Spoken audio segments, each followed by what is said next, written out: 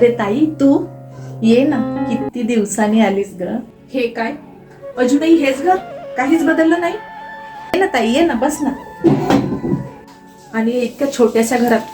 अरे हो ताई, देवाने जे मला दिलंय त्यात मी खूप समाधानी आणि खूप आनंदी आहे. आता उभीच राहणार का? ये ना, बस ना, मी चहा करते. हो हो, बसते. अगं नको ग, चहा वगैरे नको ठेव. तुझ्या घरच्या चहाची मला अजिबात सवय नाही. ठीक आहे ताई, जशी तुझी इच्छा. आणि काय ग, घरात फर्निचर नाही, सोफा नाही, ते जुने पडदे, कसे काय राहता तुम्ही या घरात? घर लहान आहे ताई, पण मन खूप मोठं आहे.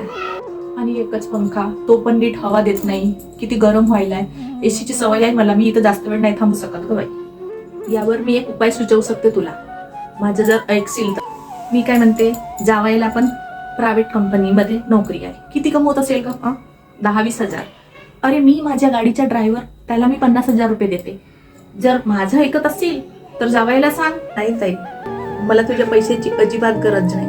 अगं, त्या 10-20 हजार कमवण्यापेक्षा मला गाडीच्या ड्रायव्हरची आता आवश्यकता आहे, तर तू जावायला सांगू शकते. नाही ग ताई, तुझे जावई पैशांसाठी स्वाभिमान कधीच विकणार नाही. अगं, हे जास्त तत्वज्ञान सांगू नको, तुझ्याकडेच ठेवते. माझ्या मुलांना तुम्ही कधीच तुझ्या घरी पाठवू शकत नाही, कारण की त्यांना गरिबीची सवय लागून जाईल. चल, मी निघते आता. आणि तुला एक सांगते, माझ्या घरी यायचं असेल ना तर नीट कपडे घालून ये, कारण की माझी अब्रू वाया घालवू नकोस. अगं ताई, पण पैसा खूप मोठा झाला, पण माझी ताई खूप लहान झाली.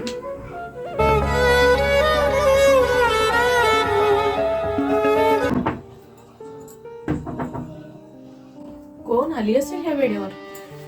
बघते बरं. अरे ताई, तू? हो, आज पण आली.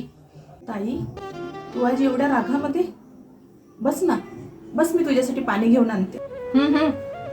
मी तुझ्या घरी इथं पाणी प्यायला नाही आली आहे. काल माझ्या इथं सोन्याचं कंगन हरवला तुझ्या घरी, म्हणून मी त्याच्यासाठी आली आहे. कुठं आहे माझ्या कंगन?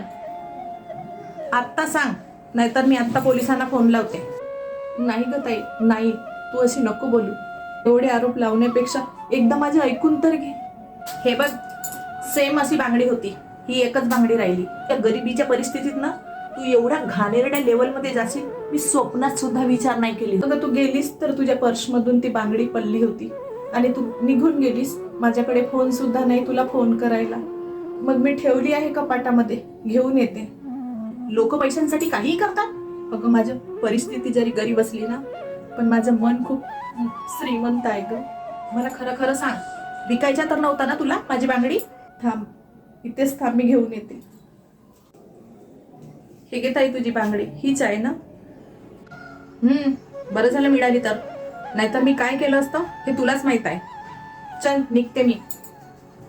देवा, मला या माझ्या गरीब परिस्थितीचे अजिबात दुःख नाही रे देवा, पण माझ्या सख्या बहिणीने मला फरक केलं याचं मला खूप दुःख वाटते रे देवा.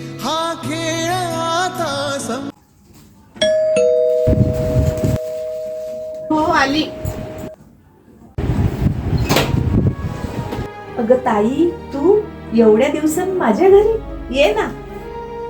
ताई, रडायला काय झालं? अगं, काय सांगू मी तुला. आधी शांत बस, मी तुझ्यासाठी पाणी घेऊन येते ताई. हे घे पाणी. आणि तू ही काय अवस्था केली? काय झालं एवढं रडायला? अगं, आधी शांत हो आणि नीट सांग मला काय झालं. अगं, घराचे लोन भरता नाही आलं म्हणून घराला जप्त केलं ग. सगळं संपलं ग, सगळं संपलं. गाडी बंगला ज्याचा मी गर्व केली ना, ते आज माझ्याजवळ काहीच नाही. दागिने सुद्धा सगळे संपले ग. एवढं सगळं झालं आणि तू मला आज सांगत आहेस? अगं, कालपर्यंत माझ्या घरात गर्दी करणारे लोक आज माझा फोन सुद्धा उचलत नाहीयेत ग.